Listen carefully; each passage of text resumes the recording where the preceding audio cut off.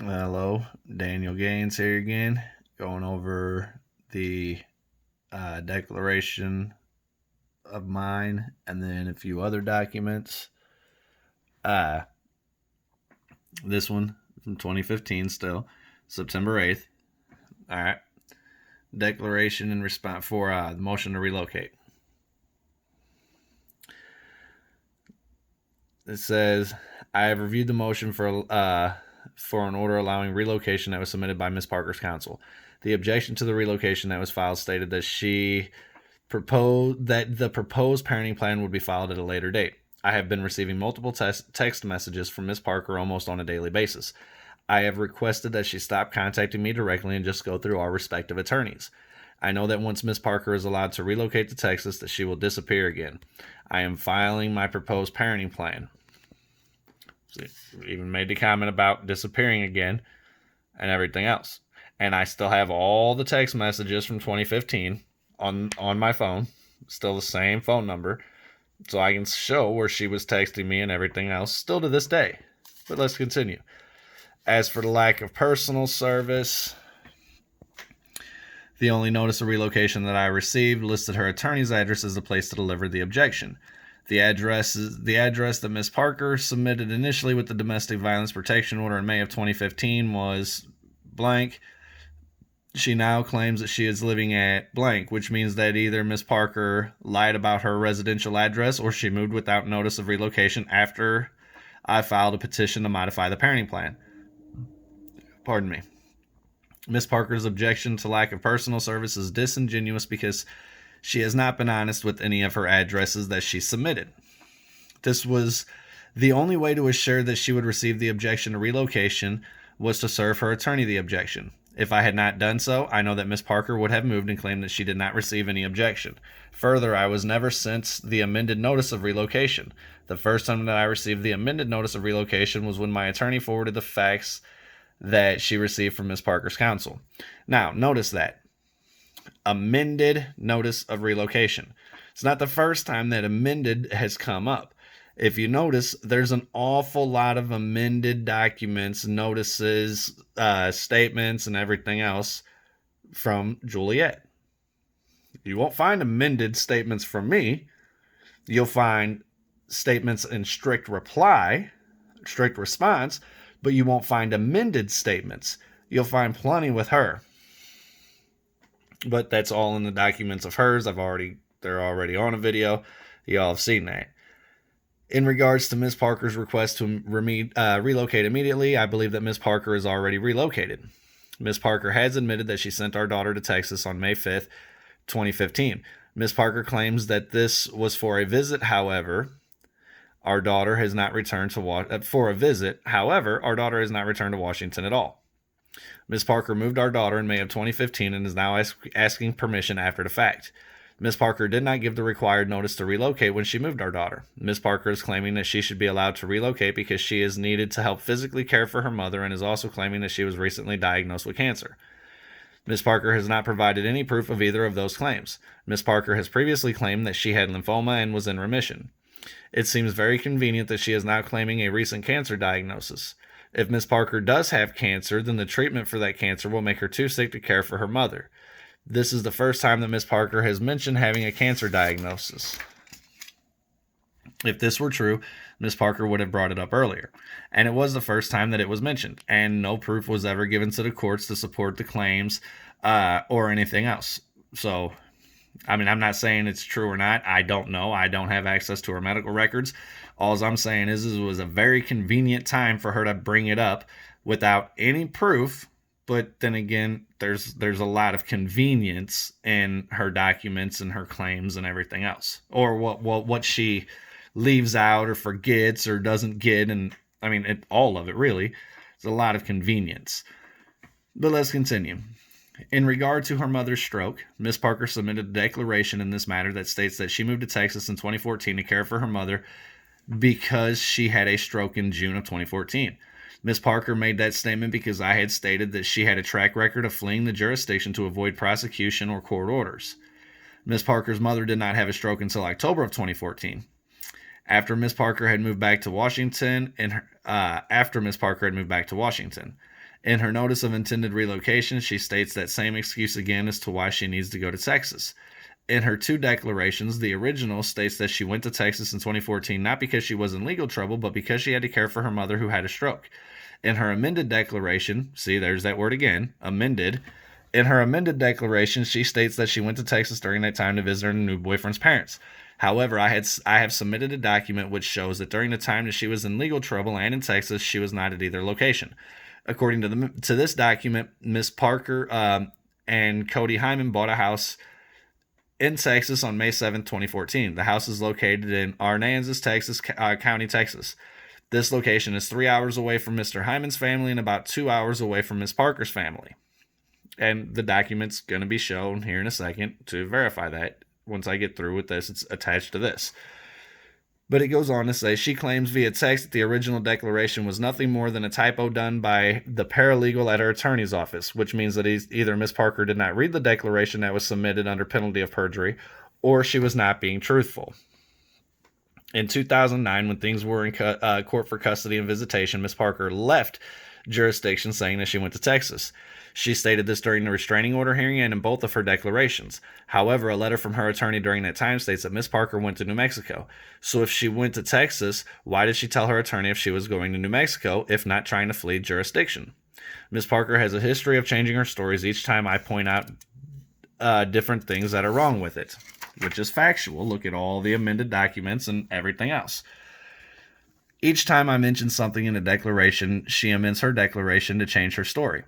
Each time something is submitted to the courts, she changes her story to include the new thing.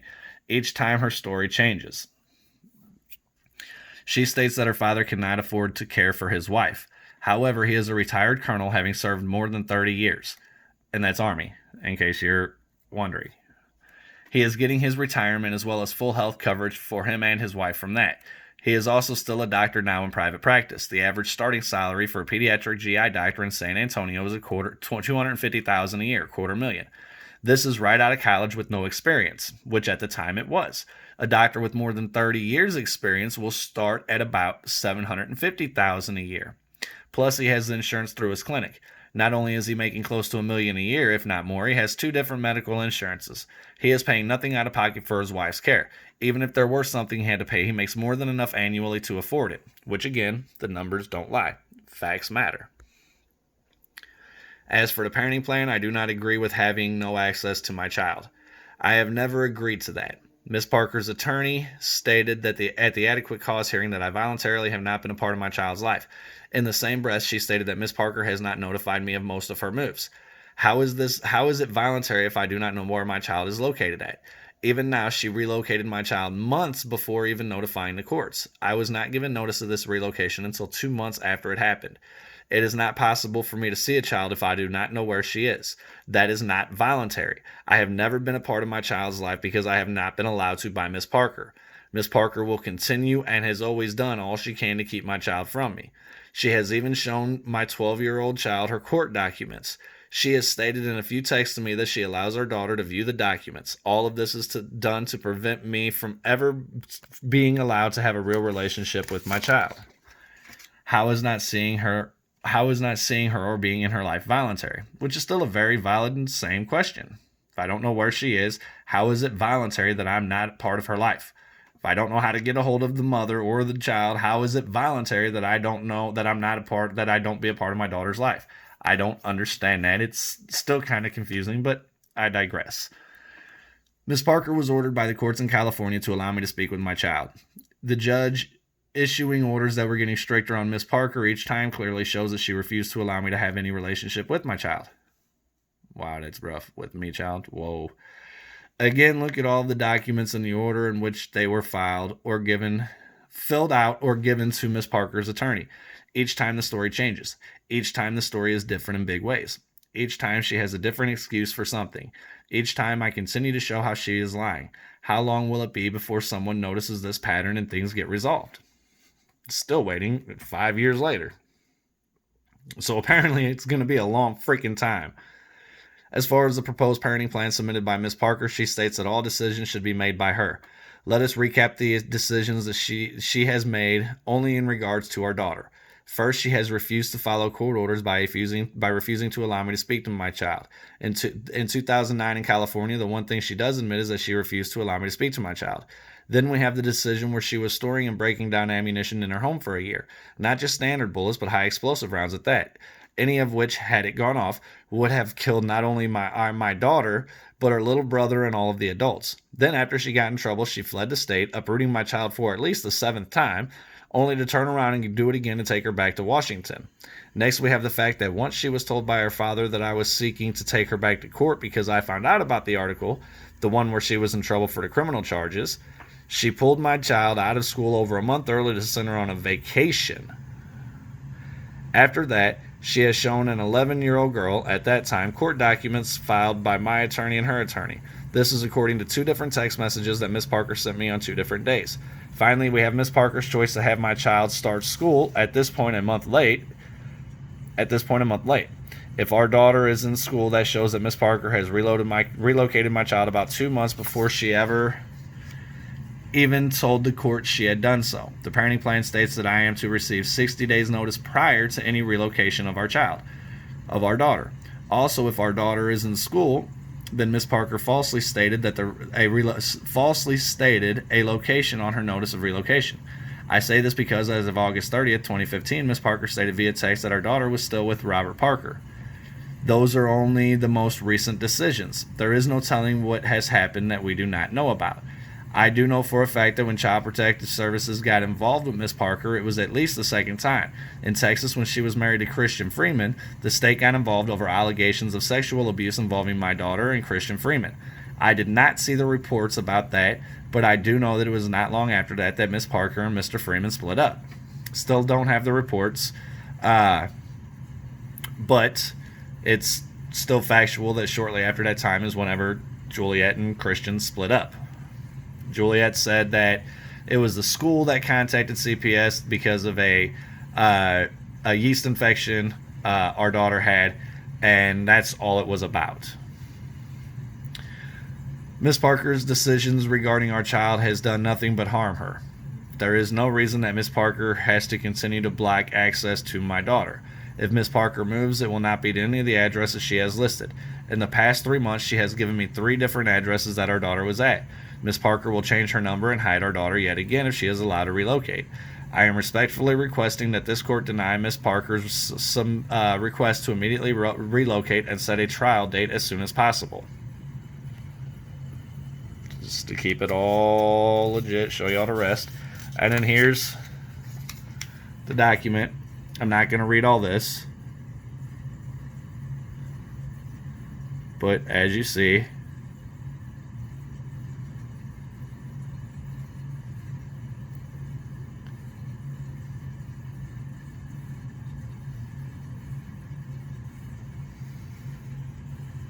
it's legit document. Nothing that's made up or anything else that can be checked into. I mean, it's straight up court document and everything else.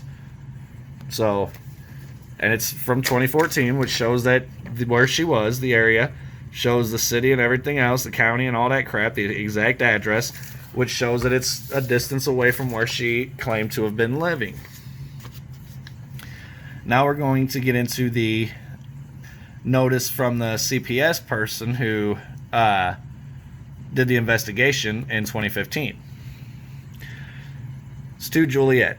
I am currently the assigned Child Protective Services social worker on your case. I received a referral on 5/1/2015. The referral stated that on 1/8/2014, Ms. Parker and Mr. Hyman were scrapping ammunition in their home.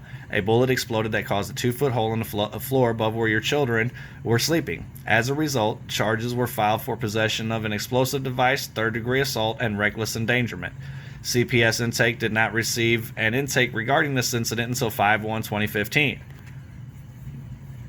They didn't know about it until I called trying to get the documents. How is it that the ATF, FBI, military, police, and everybody else was involved and CPS didn't do shit? But I digress. I interviewed you, Miss Parker, and you stated that the ammunition was found in an area surrounding Joint Base Lewis McChord and that you removed it from the area in order to dispose of it. You consistently denied that you and Mr. Hyman were scrapping the ammunition. You stated that the ATF report concluded that smaller caliber bullets exploded to being corroded and were detonated by a static electricity charge from Mr. Hyman walking on the carpet. I reviewed the photographs taken by the Tacoma Police Department as well as the Tacoma Police Department's report of the incident. The police report states that Mr. Hyman was attempting to disassemble a 20mm ammunition round with a screwdriver, and this is what caused the explosion. And as a result, he lost fingers on his hand. I observed that Mr. Hyman is still in possession of all his fingers, and spoke with Todd Norcross, who has significant experience with munitions, explosives, and detonations. He stated that an explosion of a 20mm round would cause significantly more damage to both Mr. Hyman's body and hand, as well as to the residents. Mr. Norcross also stated that the explanation provided by you for the explosion was highly unlikely. Now, Mr. Norcross, if it's the same one who did the documents, the declaration or whatever, I can verify that he's not completely accurate with his statements. However, in this, if it was an actual 20mm round, he is correct. It would have caused significantly more damage than damaging the hand. However, I'm going to get into the probable cause statement from the detectives, the police, and everything else here in just a second. But I don't recall it saying he lost fingers. I don't recall it saying it was an actual 20mm round. But we'll get into that in a second to clarify that. But let's go on. I spoke with your children. My daughter stated that or I guess her son, stated that he slept through the incident and that both he and my daughter appeared to be attached and bonded to you. Both indicated that the hole in the floor was approximately 2 inches in diameter. Both appeared to be developmentally on-track children who were having their physical, emotional, and mental needs met. I observed the residence in Mason County where you and Mr. Hyman are currently residing, and it is a safe and appropriate environment for your children to live. In speaking with you, you stated that there, I guess it was there, I don't know why it cut off like it did, but I guess it was, you stated that there was a significant amount of domestic violence in your relationship with Daniel Gaines. I spoke with Mr. Gaines, who denied that this occurred and denied that he had a, I guess, previous history of substance abuse or something like that, but substance abuse is there. It is of concern to the department that you collected corroded munitions which subsequently exploded in your former residence above the bedroom of the children. It remains unclear to this investigation why the ammunition was collected and the process by which the explosion occurred, which could have caused serious harm to all members of the household. However, this occurred 18 months ago, and at the current time, the department does not have concerns regarding your ability to parent your children safely. Now, the reason I showed this one, the bottom paragraph here, the top part of it, with this and how it shows that they say that it's safe, is to help illustrate the failures of the state in determining what's in the best interest of the child. Because again, the incident occurred in 2018. Well over a year later, they finally did something about it. So clearly that was a failure on the state. Clearly, had they have done their job properly, they would have found that there was serious cause for alarm. But let's get into that now.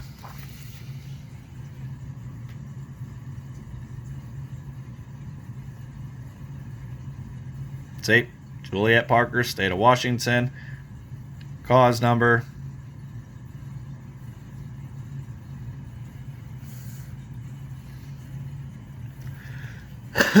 Pardon me. Let y'all have that. Look at that for a second. All right. Officer Spangler's report. On January 18, 2014, officers of the Tacoma Police Department responded to the 5600 block of South I Street in Tacoma. The caller told dispatcher that she and her boyfriend were taking apart a bullet when it exploded. When the Tacoma Police Department officers arrived at the location of the explosion, the Tacoma Fire Department was present. The Tacoma Police Department advised that 2 people were injured. Defendant Parker and Defendant Hyman had already been transported to the hospital. Defendant Parker had been taken to St. Joseph's Hospital and Hyman had been taken to Harborview Hospital. The Tacoma Fire Department reported that two of Defendant Hyman's fingers had been severely damaged. See, it doesn't say missing, it says severely damaged, and they were damaged. The Tacoma Fire Department opined that defendant Hyman would likely lose those fingers. They opined. It was an opinion that the fire department thought he would likely lose the fingers. Not that he did, that it was likely, which he didn't, thankfully, but still. Defendant Hyman also had shrapnel from his hand to his shoulder. The Tacoma Fire Department reported that defendant Parker had shrapnel in her eye and on her face. Officer Spangler saw blood in the living room, bathroom, and upstairs. Spangler also saw a large hole in the ceiling and there was wood and installation in the bedroom. There was a child's bed directly below the hole. Tacoma Police Department learned that her son had been sleeping in the bed when the explosion occurred above his bedroom. My daughter had also been sleeping in the room. The defendant Parker's husband told the Tacoma Police Department that he was in Puyallup when he received a telephone call from Parker telling him to return home. When he arrived, the Tacoma Fire Department was already on scene. Robert told the Tacoma Police Department that he and Parker were separated. Robert still lived in the house. Defendant Parker and defendant Hyman were dating. Defendant Parker and defendant Hyman would get scrap metal from somewhere near Fort Lewis and sell the scrap metal. When the Tacoma police officers went upstairs, they saw a large amount of blood on the carpet, blah, blah, blah. 3 large buckets filled with the tops of several belts of linked 7.62 rounds of ammunition. 7.62 is what AK-47s use. 240 Bravo machine guns use 7.62 and other high-caliber rounds. In one bucket sitting on top of the 7.62, the Tacoma Police Department saw 40mm high-explosive rounds. Strewn throughout the room were loose 7.62 rounds and 20mm rounds, which are commonly used in military-grade weapons. Correct. A large hole on the floor approximately 2 feet in circumference. Looking down on the hole, the Tacoma Police Department could see the room where they were previously in. Directly above the hole on the floor was a hole in the ceiling which had burns around it. Sitting on the table next to the hole was an 81mm mortar round. Now, 81mm mortar round, if it would have blown up, it would have destroyed that house. Period. The whole house. Killed everybody in it instantly. Law enforcement officers present immediately backed out of the room and the bomb squad was notified. Outside the house, the Tacoma Police Department found stacked in a bucket. Sergeant Travis is certified bomb technician, member of Tacoma PD bomb squad. On January 18th, he learned the explosives. Blah blah blah. Defendant Hyman Parker had been transported to the hospital. Also learned that there were 2 children in the home. Taking apart military munitions at the time of the explosion. Is an agent. Sergeant Travis is an agent from the Federal Bureau of Investigation. Said, and an agent from the FBI responded to the scene. Travis reported the following. Several containers stacked in the driveway. The containers were holding what appeared to be disassembled 40mm training military munitions. It appeared that someone had been melting the munitions for scrap metal. There were also what appeared to be components of military products on the front porch of the house. Products. Inside the house, there were blood drops on the floor. In the bathroom, large quantity of blood on the tub and on the floor. Sergeant's children's bedroom, hole in the ceiling, shelf in the bedroom appeared to have caught the debris. Also observed a bloody towel and other blood in the house. In another bedroom, found other ammunition and munitions scattered on the floor. Bucket that contained belted ammunition. Also located as 40mm grenade, explosive projectile.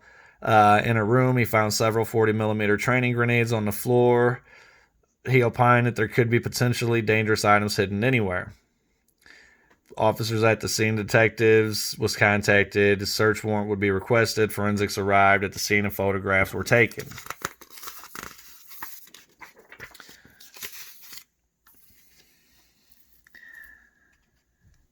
Near the seat, located the base plate of a rocket-propelled military munition. About 5 feet away, looked like the handle of a screwdriver. Found what looked like a screwdriver shaft. Also located was a 20mm shell casing that had split down the middle. Also located were 3 gold caps from 40mm explosive rounds, which are the high explosive dual purpose. It appears that somebody had disassembled a 40mm prior to the explosion. Another 40mm gold munition was located in a jewelry box. 3 days after the initial contact, Sergeant Travis returned to the residence. He returned with ATF, blah, blah, blah. Military bomb personnel arrived and removed 40 millimeter practice ammunition from the driveway, belted munitions, and everything else. Recovered 3 81 millimeter mortar rounds. It was determined that the mortar rounds were functional munitions. The United States Army took custody of the 81 millimeter rounds and destroyed the same. Also located were dog tags for a person. Defendant Parker told the police that she had located the dog tags while she and defendant Hyman were recovering munitions in the area. Defendant Parker told while searching one of her vehicles she located no ordnance under her seat. Miss Parker described the device as a gold 40 millimeter grenade, similar to the ones the department had removed from the upstairs bedroom. Detective Brooks's report, you'll see, is an arson detective. Blah, blah, blah. Not going to keep reading it. Y'all are getting a point. They was taking the munitions, breaking them down, selling them for scrap, and one went off. It doesn't actually say what it was that detonated. It said there was a 20 millimeter grenade round that was split, but it doesn't necessarily say that's what they were taking apart, nor does it say he lost fingers. So when you go back and look at this, some of this doesn't match up with what the actual police report states. So clearly CPS failed to do their job. Seriously, I mean, it's the facts add up to that. The state failed in their duty, and now they're still trying to say that they get to determine what's in the best interest of my daughter, despite all the stuff that's happened in the past and what's going on now. They still think they have a right to say what's in anybody's best interest. Well, as you see, the police report, the probable cause statement, the declaration for determination of probable cause filed by the state based off the police reports does not match the CPS statements, and nor does it match any of the declarations that Juliette has submitted. So, I mean, y'all got the information. It's all out there. Y'all can see it. So it's easy to see what the story is looking like thus far. And it's, as you can tell, it's based off of legit court documents, all with case numbers, cause numbers, and everything else. All documents that were legit filed with the court in Mason County under this case number right there. That's the Mason County case number, and it's got all these documents with it, all of them. So, I mean, you can see it is what it is. It's just been violations of my rights screwing me over simply because I'm a father. But we'll get into more in the next video. Actually, the next video I'll probably be doing will probably be about a week or so out. I'm going to be showing some of the notices, probably all the notices I sent to these crooked bastards in the state of Washington, to let everybody see just how real this shit's about to get. I'm putting them all on notice, and I plan on pursuing the legal action against them. But in the meantime, thank y'all for taking the time to watch this. I appreciate the love and support. If you could, again, watch and share. Let's help spread awareness. Let's help see if we can't bring change to a very broken system. Let's see if we can't get my daughter to at least maybe get the courts to allow the therapy, at least, so my daughter can hopefully she can learn that it's not all as it appears. So maybe one day she can actually have a relationship, and we can both benefit from having a relationship with one another. So, again, thank y'all for taking the time. Y'all have a wonderful night.